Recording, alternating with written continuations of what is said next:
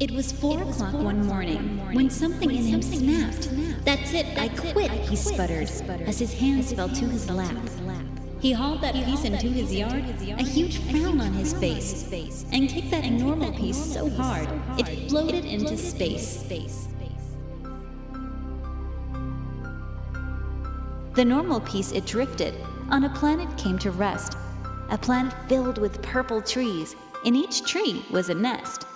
Some large green quacks were nesting, and they grabbed that piece so plain, and once they'd had their time with it, it wasn't quite the same. The piece was now so funky that the quacks they all did gloat, and though they thought they'd keep that piece, away it soon did float.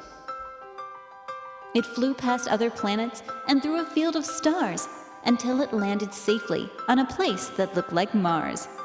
At first it all seemed quiet. At first it all seemed dark. Soon creatures crept out from their holes, a band of sharklequarks.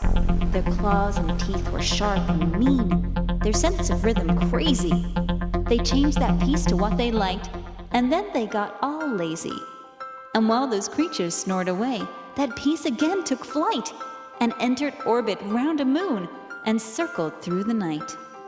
The next spot that it landed, it shone like polished gold. Everything about this place was stately, grand, and old. The Mutterwumps, they spotted it and picked it up with zeal. They changed it to a marching song, a noble, regal feel. But as they marched, they lost it. It fell too far behind.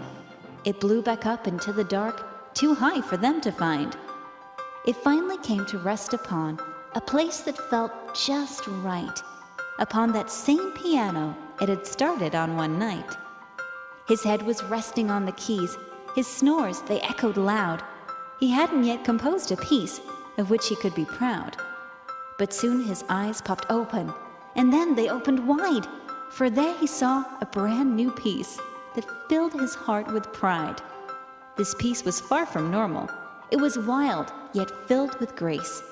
Who knew that plain old boring piece just needed time and space?